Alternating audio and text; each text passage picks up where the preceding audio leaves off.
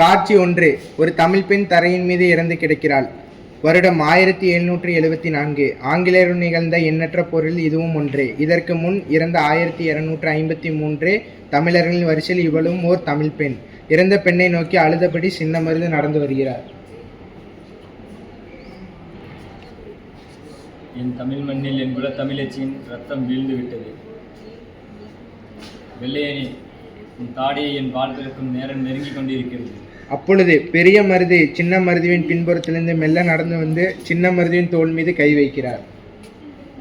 விரைவில் இச்சம்பவத்திற்காக ஆங்கிலேயர்கள் பதில் கூற வேண்டுமடா. விரைவில் நம் துப்பாக்கியிலிருந்து தோட்டாக்கள் சிதறுமடா. நம் இருவரும் சேர்ந்து போருக்கு தயாராகும் சகோதரா.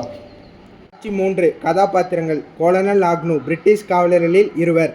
ஆக்னு தன்னுடைய காவலரிடம் சகோதரர்களை பற்றி ஆங்கிலத்தில் உரையாடுகிறார். Indian brutes are not understand my power, especially Mardu brothers. Hey Peter, try to catch them Mardu brothers immediately. கதாபாத்திரங்கள். சின்ன மருது, பெரிய Marudhu, ஆக்னு. Give me that bastards, or your people and you are suffer a lot. நீ பேசும் ஆங்கிலம் எங்களுக்கு புரியும் முன்னரே போர்வால் தரும் வலியுறுத்தல். காட்சி 5. காவலர்கள் கயிறுகளை கொண்டு வந்தனர். கதாபாத்திரங்கள். ஆக்னு, சின்ன மருது, பெரிய மருது, காவலர்கள். காவலர்கள் கயிறுகளை இரு மருது சகோதரர்களின் கழுத்திலும் மாட்டினர்.